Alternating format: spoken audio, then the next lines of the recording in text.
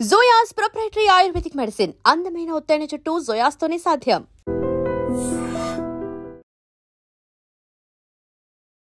దేశంలో 2 సార్లు ఆర్ఎస్ఎస్ని నిషేధించారు. మీరు చెప్పినట్లు కరెక్ట్. ఆర్ఎస్ఎస్ని 2 సార్లు బ్యాన్ చేశారు. ఒకటి మహాత్మా గాంధీ గారు అసాసినేషన్ తర్వాత, ఇంకోటి బాబ్రీ మస్జిద్ టైంలో చేశారు. 2 టైంలో ఎత్తివేశారు. ఎందుకంటే మూడోసారి నిషేధం అనేది కర్ణాటకలో జరగబోతోంది అనేటువంటి వార్తావాదన ఆల్మోస్ట్ ఒక 2 వీక్స్ నుంచి రన్ అవుతోంది. ప్రియాంక్ ఖార్గే నేనే డిసైడ్ చేయాలి, నేను సిద్ధరామయ్యని ఇన్స్ట్రక్ట్ చేస్తున్నాను బ్యాన్ చేయండి, మీరెవరండి బ్యాన్ చేయడానికి? మీకు అథారిటీ లేదు, మీకు కాన్స్టిట్యూషన్ ఇక్కడ రైట్ కూడా లేదు. కాంటెక్స్ట్ ఎక్కడ వచ్చిందంటే ఆర్ఎస్ఎస్ వాళ్ళ పథసంచాలన్ యూజువలీ దసరా టైంలో జరుగుతుంది. కర్ణాటకలో కూడా 29 చోట్ల జరిగింది, ఏ ప్రాబ్లం లేకుండా నడుస్తుంది. కానీ ప్రియాంక్ ఖార్గే ఆయన ఏరియాకి వచ్చినప్పుడు, ప్రియాంక్ ఖార్గే డిపార్ట్మెంట్లో పనిచేస్తున్న ఎంప్లాయీ ఒక పథసంచాలనలో పార్టిసిపేట్ చేశాడు మొత్తం గన్వేష్తోని అని చెప్పి. సో దాని వ్యతిరేకంగా కొంతమంది కోర్టుకి వెళ్ళారు.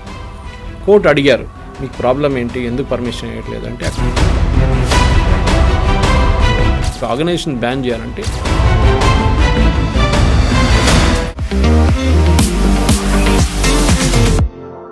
నమస్తే, నేను Kavitha. Welcome to I dream news and నిజాలు. కర్ణాటకలో ఆర్ఎస్ఎస్ పై బ్యాన్ చేసే ప్రయత్నాలు ఏమైనా జరిగాయా?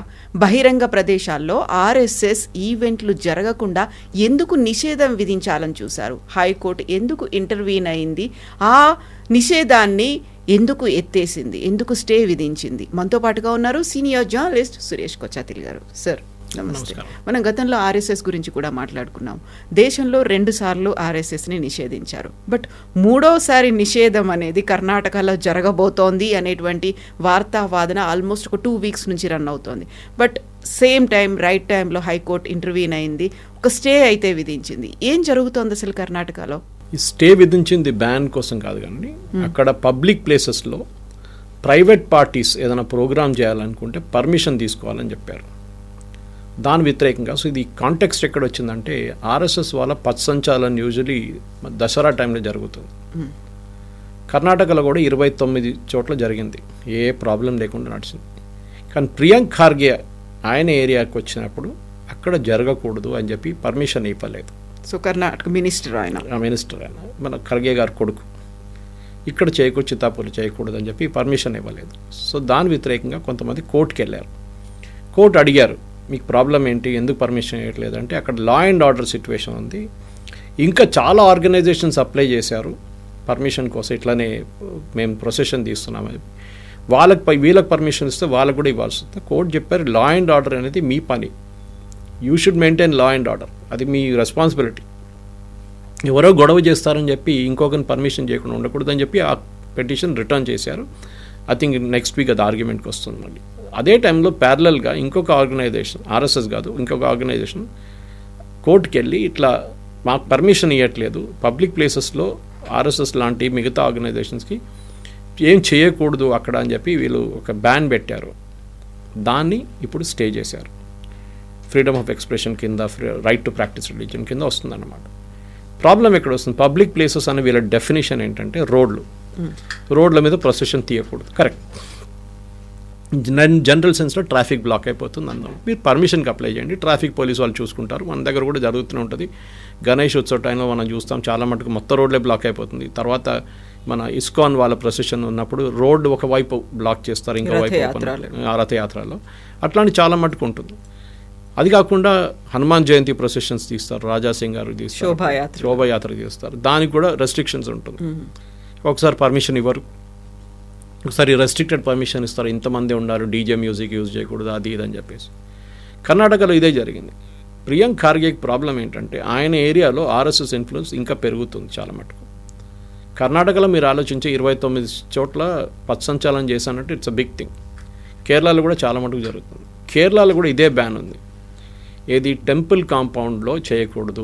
టెంపుల్ కాంపౌండ్, మిగతా ఏ రిలీజియన్ని బ్యాన్ చేయట్లేదు. వాళ్ళ దాంట్లో ఏమైనా చేసుకోవచ్చు. కానీ ఆర్ఎస్ఎస్ వాళ్ళు టెంపుల్ ల్యాండ్, అంటే టెంపుల్ అనగానే మనకు తెలుసు గుడి ఉంటుంది, గుడి చుట్టుపక్కల చాలా ఏరియా ఉంటుంది, టెంపుల్ వాళ్ళది ఉంటుంది, గుడి వాళ్ళది ఉంటుంది, క్షేత్రం వాళ్ళది ఉంటుంది. అక్కడ వీళ్ళు వచ్చి శాఖ పెట్టుకుంటారు, లేకుంటే బయటకు పెట్టుకుంటే అక్కడ చేయకూడదు. ఇది అక్కడ ఎవరు ఛాలెంజ్ చేయలేదు. ఇది ఇప్పుడు ఈ జడ్జ్మెంట్ యూజ్ అది కూడా ఛాలెంజ్ చేసుకోవచ్చు ఈజీగా. మీరు చెప్పినట్లు కరెక్ట్, ఆర్ఎస్ఎస్ని 2 సార్లు బ్యాన్ చేశారు. ఒకటి మహాత్మా గాంధీ గారు అసాసినేషన్ తర్వాత, ఇంకోటి బాబ్రీ మస్జిద్ టైంలో చేశారు. 2 టైంలో ఎత్తివేశారు. అది ఎందుకంటే చాలామంది మనకు తెలిసిందే ఆర్ఎస్ఎస్కి మహాత్మా గాంధీ అసాసినేషన్కి అసలు లింకే లేదని చెప్పి చాలా క్లియర్గా సుప్రీం అప్పుడున్న కోర్టు కానివ్వండి, తర్వాత వచ్చిన జ్యుడిషియల్ కమిషన్ కానీ చాలా క్లియర్గా చెప్పారు. నాథూరామ్ గోడ్సేని ఆర్ఎస్ఎస్ని లింక్ చేయడం ట్రై చేశారు. అందరికి తెలిసిన నాథూరామ్ గోడ్సేకి ఆర్ఎస్ఎస్కి అసలు పడదు, ఆయనకి అసలు చాలా డిఫరెన్స్ ఒపీనియన్ ఉండే. దాంతోపాటు సవర్కర్ గారిని కూడా తీసుకొచ్చారు, ఆయన కూడా ట్రయల్లో పెట్టారు, కానీ ఆయన మళ్ళీ అక్విట్ చేశారు, ఆయనకు ఎవిడెన్స్ లేదని చెప్పి. ఆయన కూడా హిందూ మహాసభ ఆర్ఎస్ఎస్ అని చెప్పి అక్కడ కూడా కనెక్షన్ కాదు. దాని తర్వాత సర్దార్ పటేల్ గారే లిఫ్ట్ చేసేసారు బ్యాన్. దాని తర్వాత మంచి ఒకసారి రిపబ్లిక్ డే పరేడ్లో కూడా పార్టిసిపేట్ చేశారు ఆర్ఎస్ఎస్. దాని తర్వాత ఆర్ఎస్ని బ్యాన్ చేయడం అంటే మీకు ఒక సాలిడ్ రీజన్ ఉండాలి. ఇప్పుడు మీరు పిఎఫ్ఐని బ్యాన్ చేశారు, వాళ్ళు ఇమ్మీడియట్గా ట్రిబ్యునల్ దగ్గర వెళ్తారు. ట్రిబ్యునల్ ఒక మొత్తం ఎవిడెన్స్ చూసిన తర్వాత ఎస్ వీళ్ళు టెర్రరిస్ట్ ఆర్గనైజేషన్, టెర్రరిజం సపోర్ట్ చేసిన organization, so ban is correct, అది యూఏపీఏ కిందన ఏదైనా బ్యాన్ ఉండొచ్చు. అది కాకుండా నెక్స్ట్ లెవెల్ వాళ్ళు కోర్టుకి వెళ్తారు, అక్కడ కూడా ఎవిడెన్స్ ప్రజెంట్ చేయాల్సి వస్తుంది గవర్నమెంట్కి. ఎస్ అగైన్ ప్రజెంట్ చేశారు, ఎస్ అని చెప్పారు. దానికి వాళ్ళ లీడర్లు ఆల్మోస్ట్ ఒక 30-40 మంది వాళ్ళ లీడర్స్ అస్సాంలో అక్కడిక్కడ జైల్లో పడి ఉన్నారు. ఇప్పుడు కేరళ నుంచి తీసుకెళ్లారు వాళ్ళందరినీ. ఇది కాకుండా బ్యాన్ చేసినప్పుడు ఆర్ఎస్ఎస్ని ప్రియాంక్ ఖార్గే బ్యాన్ చేయలేరు. Banning of an organization central government prerogative. ఆయనకి ఇంత కూడా బేసిక్ నాలెడ్జ్ లేదంటే, నాకు కూడా నేను ట్వీట్ కూడా చేశాను దాని గురించి. మీకు ఇంత బేసిక్ నాలెడ్జ్ లేదా? మీకు ఒక ఆర్గనైజేషన్ బ్యాన్ చేయాలంటే it should be ban by the union government, that too legal స్క్రూట్నీకి అది ఉండాలి. నేను చెప్పినట్ల ప్రూఫ్ ప్రొడ్యూస్ చేయాలి, వాళ్ళు ఏం చేస్తున్నారు. According to Priyank Kharge RSS ఏం చేస్తున్నారు? పథసంచాలనం చేస్తున్నారు, స్పీచ్లు ఇస్తున్నారు, వాళ్ళ యాంథంలోనే హిందుత్వ గురించి మాట్లాడుతున్నారు. తప్పేముందండి? నేను అడిగే ఒకటే ప్రశ్న వీళ్ళకి. ఇక్కడ మొహరం రోజు ప్రొసెషన్ తీస్తారు, ఇట్స్ మౌనింగ్ ప్రొసెషన్ బేసిక్లీ. అప్పుడు ఎవరైనా వ్యతిరేకించారు? అప్పుడు కూడా చెప్పొచ్చు కదా ఇది చేయకూడదు, ఇది రిలీజియస్ ఫండమెంటలిజం అది ఇది అని చెప్పి చేయరు. అది వాళ్ళ రిలీజియస్ ప్రాక్టీస్, అది ఒక కమ్యూనిటీది, షియా కమ్యూనిటీ. అది కాకుండా మనం చూస్తాం మిలాదుల్ నబీ. మీకు లోకంలో ఎక్కడ ప్రొసెషన్ కనిపించారు ఆ రోజు? సౌదీ అరేబియా కానీ, మోస్ట్ కట్టర్ అయిన ఖత్తార్ కానీ, ఇట్లాంటి ఈవెన్ షార్జా లాంటి ప్లేస్లో కూడా మీకు ఈ ప్రొసెషన్స్ కనిపించదు ఎక్కడ. కానీ మన భారతదేశంలో స్కూటర్ మీద, బైకుల మీద, లారీల మీద ఊరేగింపు తీసి డీజే మ్యూజిక్ పెట్టుకుంటూ పోతారు. అదెందుకు? ఎవరైనా ప్రశ్నించారా? దానికి ఎవరైనా పర్మిషన్ తీసుకున్నారా?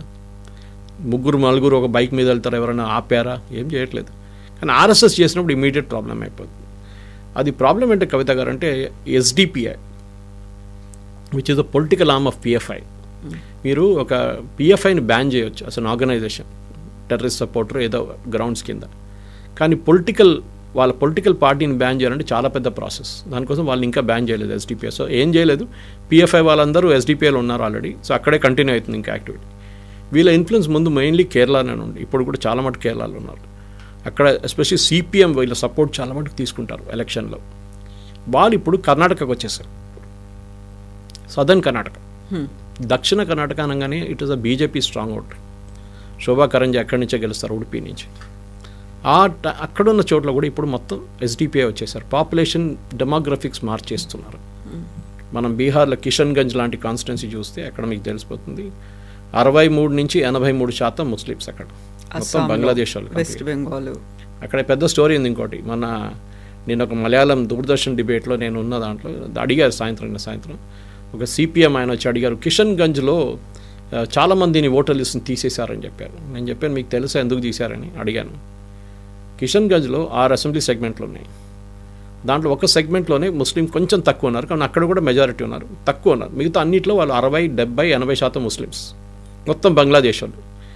వీళ్ళకి ఆ ఏరియాలో ఆధార్ కార్డ్ ఇష్యూయింగ్, ఎప్పుడైనా ఆధార్ కార్డ్ ఇష్యూ చేసినప్పుడు ఒక సాచురేషన్ లెవెల్ ఉంటుంది. 100 మందికి 96 ఆధార్ కార్డులు ఇస్తారు యూజువలీ, ఎందుకంటే చిన్నపిల్లలు కొంతమంది తీసుకోరు అంత ఎర్లీగా ఆధార్ కార్డు. కిషన్గంజ్లో 100 మందికి ఒక అసెంబ్లీ సెగ్మెంట్లో 105, ఇంకొక అసెంబ్లీ సెగ్మెంట్లో 120, ఇంకొక అసెంబ్లీ సెగ్మెంట్లో 140. అంటే 100 మందికి మీరు 140 కార్డులు ఇష్యూ చేస్తున్నారంటే 40 మంది ఎవరు? They are all fake fellows. అక్కడ ఇన్ఫ్యాక్ట్ June 27 రోజు ఎస్ఐఆర్ నడుస్తున్నప్పుడు బీహార్లో, ఐఎమ్ సారీ టైట్లీ డైగ్రెసింగ్, కానీ ఈ కాన్సెప్ట్ ఎక్స్ప్లెయిన్ చేయాల్సి వస్తుంది, పాపులేషన్ మెట్రిక్స్ ఎట్లా మారిపోతుందని. June 27 రోజు 2 లక్షల మంది అప్లికేషన్ ఇచ్చారు ఆధార్ కార్డుల కోసం. 2 లక్షల మంది ఒకే రోజు ఆధార్ కార్డు ఫామ్స్ ఫిల్అప్ చేసి ఇచ్చారు. అంటే ఒక స్ట్రాటజీ లాగా అనమాట. దానికోసం ఇప్పుడు కూడా మీరు చూస్తున్నారు సుప్రీంకోర్టులో జరిగిన కేసులో కూడా SIR registration Aadhaar supreme court judgement ప్రకారమే Aadhaar is only a proof of identity. ఇది సురేష్ కోచాటల్ అని చెప్పి ఆధార్ కార్డు. దాంట్లో మీరు ఇండియన్ సిటిజన్ అని లేదు, మీకు అడ్రస్ ప్రూఫ్ లేదు, దాంట్లో మీ డేట్ ఆఫ్ బర్త్ కూడా తీసుకోరు. It's only you as a person అంతే. ఎందుకంటే మీరు ఈవెన్ ఎన్ఆర్ఐ వచ్చి కూడా ఆధార్ కార్డు తీసుకుంటారు మన దగ్గర, they eligible for it. So అట్లాంటి పరిస్థితుల్లో మీరు ఎట్లా ఈ ఆధార్ కార్డులు తీసుకున్నారు. So we'll come to southern Karnataka, దక్షిణ కర్ణాటక. ఇక్కడ మొత్తం ఎస్డిపిఐ వాళ్ళు వచ్చేసారు. మీరు చూసుంటారు హిజాబ్ ఇష్యూ వచ్చినప్పుడు కాంట్రవర్సీ అది మొదలుపెట్టింది వీలే. ఎవరు? ఎస్డిపిఐ. దానికోసం సిద్ధరామయ్య రియాక్ట్ కాలేదు, అప్పుడు సపోర్ట్ చేశారు. ఇన్ఫ్యాక్ట్ హిజాబ్ ఉండాలి, హిజాబ్ని ఏమవుతుంది, ఏం ప్రాబ్లం అని చెప్పి హైకోర్టులో కూడా వీళ్ళు సపోర్ట్ చేశారు వీళ్ళని, ఎస్డిపిఐని. తర్వాత కేసు సుప్రీంకోర్టుకి వెళ్ళింది. అక్కడ కూడా Karnataka government argued for SDPI, ఎందుకంటే వాళ్ళ ఓట్లు కావాలి. సో ఈ పరిస్థితుల్లోనే మనం చూసిన అక్కడ జరిగే ఇన్సిడెంట్స్ ఆర్ఎస్ఎస్ మీద బ్యాన్ ఎందుకు చేయాలంటే వీళ్ళ ఓట్లు కావాలి. మీరు ఆర్ఎస్ఎస్ని బ్యాన్ చేయలేరు. మీరు పథసంచాలను బ్యాన్ చేయవచ్చు ఒక చోట, అది కూడా వాళ్ళకి ప్రొసెషన్ మన పర్మిషన్ వస్తే తీసుకుంటారు. ప్రాబ్లం ఎక్కడ వస్తుందంటే ఇది హైదరాబాద్లో మీరు డాక్టర్ భాస్కర్ యోగి గారి బుక్ ఒకటి ఉంది హైదరాబాద్ లిబరేషన్ గురించి, తెలుగులో. అది ఇంగ్లీష్లో కూడా ట్రాన్స్లేషన్ చేసింది దాన్ని. దాంట్లో చాలా మటుకు ఇన్స్టెన్సెస్ ఇచ్చారు హైదరాబాద్ అప్పుడు, నేను నాట్ టాకింగ్ నౌ, 1947-48 నడిమిట్లో. దానికన్నా ముందు కూడా ఏ మస్జిద్ ముందు నుంచి ప్రొసెషన్ తీయకూడదు, వినాయక ప్రొసెషనో లేకుంటే ఏ ప్రొసెషన్ కూడా తీయకూడదు, కృష్ణాష్టమి ఏదైనా. ఎందుకంటే వాళ్ళకు మాస్క్ ముందు మ్యూజిక్ ప్లే చేయకూడదు. ఇప్పుడు కూడా మన దగ్గర కనిపిస్తుంది, ఊరేగింపు తీస్తున్నప్పుడు హనుమాన్ జయంతి కానివ్వండి, గణేష్, అక్కడ మాస్క్ దగ్గర వస్తే మ్యూజిక్ ఆపేస్తారు. అది వాళ్ళు ఏమంటున్నారు, మ్యూజిక్ హరామ్, మా రిలీజన్లో మ్యూజిక్ ప్లే చేయకూడదు. కానీ చాలా మటుకు మనం చూస్తున్నాం వీళ్ళ దగ్గర ఉన్న ఏఆర్ రెహమాన్ లాగా ఉన్న మ్యూజిక్ డైరెక్టర్ కూడా is a Muslim technical, but he was a Hindu alias, Dilip ఆయన పేరు ఉండే ముందు. ద పాయింట్ సింపుల్, మీ రిలీజియన్ మీ ఇంట్లో పెట్టుకోండి, ప్రాబ్లం లేదు, ఎవరైనా కానివ్వండి, don't bring it to the forefront. ఇక్కడ ఏం జరుగుతుందంటే ఆర్ఎస్ఎస్ అనగానే కాంగ్రెస్ వాళ్ళు భయపడుతున్నారు. ఒకటి ఓట్ల కోసం ముస్లిం కమ్యూనిటీని ప్లీజ్ చేయడానికి, రెండవది ఆర్ఎస్ఎస్ నెట్వర్క్ చాలా పవర్ఫుల్. మీరు చూసుంటారు ఆర్ఎస్ఎస్ వాళ్ళు ఎలక్షన్ కన్నా ముందు ప్రతి ఇంటికి వెళ్తారు, చాలా మటుకు స్వయం సేవకులు ఇంటికి వెళ్తారు, ఓటర్ ఇంటికి వెళ్ళి వాళ్ళు ఎప్పుడు ఈ బీజేపీకి ఓట్ చేయండి అని ఎప్పుడు చెప్పరు. వాళ్ళు జనజాగరణ చేస్తారు. మీ అధికారం ఓటు, మీరు ఓటు వినియోగించుకోవాలి, మీరు హాలిడే తీసుకోకండి, మీ ఓటు చాలా ఇంపార్టెంట్ అని చెప్తారు వాళ్ళు. అంత చెప్పి వెళ్ళిపోతారు. ఆర్ఎస్ఎస్కి ఒక డిసిప్లిన్ ఉంది, చాలా ఇంపార్టెంట్. వాళ్ళ డిసిప్లిన్ అనేది చాలా ఫినామినల్ డిసిప్లిన్. 5 గంటలకు ప్రోగ్రామ్ అంటే 5 గంటలకు స్టార్ట్ అవుతుంది. ఉన్నారో లేదో ఎవరు చూడ, వీఐపీలు ఎవరు రాకపోయినా ప్రాబ్లం లేదు. ఆ రోజు జరుగుతుంది 5 గంటలకు మొదలవుతుంది కథ. బయట చెప్పులు పెడతారు, ఫుట్వేర్ అంతా బయట పెడతారు, అంత క్లీన్గా అరేంజ్ చేసి పెడతారు వాళ్ళు. నేను ఆర్ఎస్ఎస్ కోసం వకాలత్ తీసుకుంటలేను ఇక్కడ, కానీ I'm just trying to explain వాళ్ళ డిసిప్లిన్ గురించి. ఎందుకు ప్రియాంక్ ఖార్గే భయపడుతున్నారు, అదే టైంలో డీకే శివకుమార్ ఎందుకు మాట్లాడలేదు, సిద్ధరామయ్య మాట్లాడలేదు. ఇప్పుడు సిద్ధరామయ్య మాట్లాడుతున్నాడు ఆర్ఎస్ఎస్ అది నేను కోర్టుకి వెళ్తాను, నేను డివిజన్ బెంచ్కి వెళ్తాను అన్నీ చెప్తున్నారు. మీకు ఎంత కోపం ఉంటే మీరు మిగతా ఆర్గనైజేషన్స్ ఎందుకు బ్యాన్ చేయట్లేదు? చాలా మటుకు ఉన్నాయి కదా, ఇంకా అట్లాంటి ఇస్లామిక్ ఆర్గనైజేషన్స్ ఉన్నాయి కదా, వాళ్ళని ఎందుకు బ్యాన్ చేయట్లేదు? వాళ్ళని కూడా గవర్నమెంట్ ప్రాపర్టీలో మీరు రాకుండా ఎందుకు చేయట్లేదు? మీరు ఈద్గా కానీ మీరు మెయిన్ రోడ్ మీద నమాజ్ చేసుకున్నప్పుడు ఎందుకు ఆపట్లేదు? అది కూడా కరెక్టే కదా, పర్మిషన్ తీసుకోవాలి కదా, ఎవరు పర్మిషన్ తీసుకోరు. ఇంకోటి మన దీంట్లో రాలేదు, ఆ కేసు ఇంకా నడుస్తుంది. ఇంకోటి, ఒక గవర్నమెంట్ ఎంప్లాయీ ప్రియాంక్ ఖార్గే డిపార్ట్మెంట్లో పనిచేస్తున్న ఎంప్లాయీ ఒక పథసంచాలనలో పార్టిసిపేట్ చేశాడు మొత్తం గన్వేష్తోని అని చెప్పి ఆయన సస్పెండ్ చేశారు. రూల్ ఏంటంటే గవర్నమెంట్ ఎంప్లాయీస్ ఆర్గనైజేషన్లో పార్టిసిపేట్ చేయకూడదు. Correct, okay, I agree with you on that point. మళ్ళీ మీరు రేపు మిలాదుల్ నబీ ప్రొసెషన్ తీసినప్పుడు ఎవరైనా గవర్నమెంట్ ఎంప్లాయీ దాంట్లో ఉంటే సస్పెండ్ చేస్తారా? మిగతా ఏ ప్రొసెషన్ తీసినా కానీ Christian or Muslim any other procession తీసినప్పుడు వాళ్ళని బ్యాన్ చేస్తారా? చేయరు కదా. అప్పుడు మాకు తెలియదే అంటారు, మాకు తెలియదు ఆయన ఉన్నారని, వాళ్ళు వస్తే వెళ్తున్నారని ఎట్లా తెలుసు? మాకు టోపీ వేసుకున్నాడు, డ్రెస్ వేసుకున్నాడు, మాకు తెలియదు. దీంట్లో టార్గెటింగ్ చేస్తున్నారు చాలా కేర్ఫుల్గా. ఈ మనిషిని, ఈ ఎంప్లాయీని టార్గెట్ చేశాడు. కంప్లైంట్ చేసి ఉంటారు, ఎవడో ముస్లిం ఎంప్లాయీ ఎవరో వెళ్ళి కంప్లైంట్ చేసి ఉంటారు, చూడండి వీడు పార్టిసిపేట్ చేసిండు ఆర్ఎస్ఎస్ పొజిషన్. తప్పేముందండి, దాంట్లో తప్పేం లేదు. మీరు షోకాజ్ నోటీస్ ఇవ్వండి, ఇప్పుడు ఇచ్చారు కదా, షోకాజ్ నోటీస్ ఇవ్వకుండా సస్పెండ్ చేశారు ఆయన. So that is the case being argued in the court. That again వీళ్ళు కొట్టిపడేస్తారు కోర్టు ద సస్పెన్షన్. మీ సర్వీస్ రూల్స్లో ఉండొచ్చు, Yeah. కానీ ఒక ప్రొసెషన్లో పార్టిసిపేట్ చేయడంలో దాంట్లో ఏం తప్పు ఉంది? దాని తర్వాత ఇప్పుడు మన ప్రియాంక ఖార్గే అంటున్నారు they are using lathis as weapons అంట. ఆర్ఎస్ఎస్ వాళ్ళు దండ యూజ్ చేస్తున్న వెపన్ అంట. అంటే రేపు మహాత్మా గాంధీ గారు కూడా అదే పట్టుకుని తిరిగారు కదా దండ, ఆయన కూడా వెపన్గా వాడుకున్నారు. అది ఇది లాజిక్ ఏంటి వీళ్ళది అర్థం కావట్లేదు. ఆయనకి ఏంటంటే ఈ ముస్లిం కమ్యూనిటీ ఓట్లు కావాలి, దానికోసం ఆర్ఎస్ఎస్ పేరు చెప్పి ఆర్ఎస్ఎస్ని తిట్టి ఆర్ఎస్ఎస్ని కొట్టి ఆర్ఎస్ఎస్ని బ్యాన్ చేయించి వాళ్ళ దగ్గర ఓట్లు గుంజుకుందామని. అది జరగదు. భారతదేశం మారిపోయింది చాలా మటుకు. మీకు ఆర్ఎస్ఎస్ నచ్చకపోతే నో ప్రాబ్లం, మీరు మీరు మీరు పని చేసుకుంటే వెళ్ళండి. మీరు మిగతా కమ్యూనిటీని ప్లీజ్ చేసి ఇక్కడి నుంచి ఓట్లు గుంజడానికి ట్రై చేస్తే అది నడవదు. That will not happen. History కూడా చూస్తున్నాం మనం, హిస్టరీలో కూడా అంతే జరిగింది. దీంతో ఏమవుతుందంటే కవిత గారు, హిందూస్ మొత్తం ఇంకా ఒక కంప్లీట్ గ్రూప్గా వెళ్ళి బీజేపీకి ఓటేస్తారు. అదే జరగబోతుంది చూడండి. ఇప్పుడు జరిగింది కూడా, యూపీలో అదే జరిగింది. పోలరైజ్ టోటల్ పోలరైజేషన్ అస్సాంలో జరిగింది. ఏఐయుడిఎఫ్ని తీసుకొచ్చి మొత్తం చేస్తే అదే జరిగింది అస్సాంలో. మన వైపు ఓల్డ్ సిటీలో చూడండి, కంప్లీట్ పోలరైజేషన్. ముస్లిమ్స్ ఓటేస్తారు, హిందువులు ఓటేస్తారు. కానీ హిందువులు స్ప్లిట్ అయిపోతారు కావాలని చెప్పి. అది వాళ్ళ స్ట్రాటజీ, కాంగ్రెస్ వాళ్ళది. వాళ్ళ క్యాండిడేట్ని పెడతారు, బీఆర్ఎస్ వాళ్ళు వాళ్ళ క్యాండిడేట్ని పెడతారు, అండ్ ముగ్గురు స్ప్లిట్ అయిపోతుంది ఓట్స్. కానీ చాలా మటుకు బీజేపీ రైస్ ఫ్రమ్ అద్వానీ గారి టైం నుంచి ఇప్పుడు మోదీ గారి టైంకి వచ్చేదాకా 2014లో మీరు అనలైజ్ చేస్తే Rajasthan, Madhya Pradesh, Chhattisgarh, Gujarat, Maharashtra to large extent ఇదంతా బేసిక్లీ ఒక పోలరైజేషన్ నడుస్తుంది. మీరు ఈవెన్ తెలంగాణ తీసుకోండి, ఒక్క సీటు ఉన్న బీజేపీకి 8 సీట్లు వచ్చిన అసెంబ్లీలో, ఒక్క సీటు కూడా లేని ఎంపీ సీటు కూడా వచ్చింది బీజేపీకి 8 వచ్చింది. అప్పుడప్పుడు సికింద్రాబాద్ గెలుస్తారు కానీ మొత్తం ఆదిలాబాద్ కానీ నిజామాబాద్ గెలవడం, కరీంనగర్ కానివ్వండి, డీకేఆర్ నగర్, మహబూబ్ నగర్ నుంచి ఇట్లాంటి రఘునందన్ గారు మెదక్ నుంచి. దిస్ ఈజ్ ద డిఫరెన్స్ అన్నమాట. సో బీజేపీకి ఏమవుతుందంటే పోలరైజేషన్ ఎక్కడ, అది ఎవరు దాని తర్వాత బీజేపీని తిడతారు, అరే బీజేపీ వాళ్ళు హిందుత్వం గురించి మాట్లాడు. దానికోసం జస్టిస్ వెంకటచలయ్య సుప్రీంకోర్టు జడ్జ్మెంట్లో చాలా క్లియర్గా చాలా సంవత్సరాల ముందు చెప్పారు, Hindutva is a way of life. Hinduism కాదు, హిందుత్వ అనేది ఒక వే ఆఫ్ లైఫ్. మన దగ్గర చాలా సంవత్సరాలు ఇది నడుస్తుంది, 5,000 సంవత్సరాలు కన్నా ఎక్కువ పాత రిలీజన్ ఇది. So it's a way of life for us, respected. మీకు ఆర్ఎస్ఎస్ నచ్చకపోతే no problem, you just have to sit quiet. మీరు వాళ్ళ మీద వెళ్ళి దాడి చేయడం ఎందుకు? వాళ్ళు వచ్చి మిమ్మల్ని కొట్టలేదు కదా, వాళ్ళు ఏది రైట్స్ క్రియేట్ చేయట్లేదు కదా. ఇది ఒట్టిగా ఊహాగాలు చెప్పి ఆర్ఎస్ఎస్ వాళ్ళు ప్రొసెషన్ తీస్తున్నారు, ఆర్ఎస్ఎస్ వాళ్ళు అది చేస్తున్నారు, ఆర్ఎస్ఎస్ వాళ్ళు వాళ్ళ యాంతం పాడుతున్నారు. ఏమవుతుంది మీకు? నమస్తే సదే వత్సలే మాతృభూమి అని పాడుకుంటారు వాళ్ళు పాడుకుంటారు వాళ్ళ పాట. మీకు ప్రాబ్లం ఏంటి? శంకర్ మహాదేవన్ గారు మొన్న వాడారు ఆర్ఎస్ఎస్ దాని యాంతం గురించి, దానికి చాలా వ్యూస్ వచ్చినాయి. దాంట్లో కూడా యూట్యూబ్లో చూడండి, తిట్ల మీద తిట్టు ఆయన్ని పాపం. ఇది the entire thing is Hindu అనగానే మన దేశంలో యూ షుడ్ ఫీల్ అషేమ్డ్. అది వీళ్ళ కాన్సెప్ట్. కానీ ఆ కాన్సెప్ట్ 2014 నుంచి మారిపోయింది. హిందుత్వ అనేది నిన్న కూడా నేను ఒక ఛానల్లో కల్చరల్ నేషనలిజం గురించి మాట్లాడాను. మోదీ గారు కేదార్నాథ్ వెళ్ళారు, అక్కడ గుహలో కూర్చొని మెడిటేషన్ చేశారు.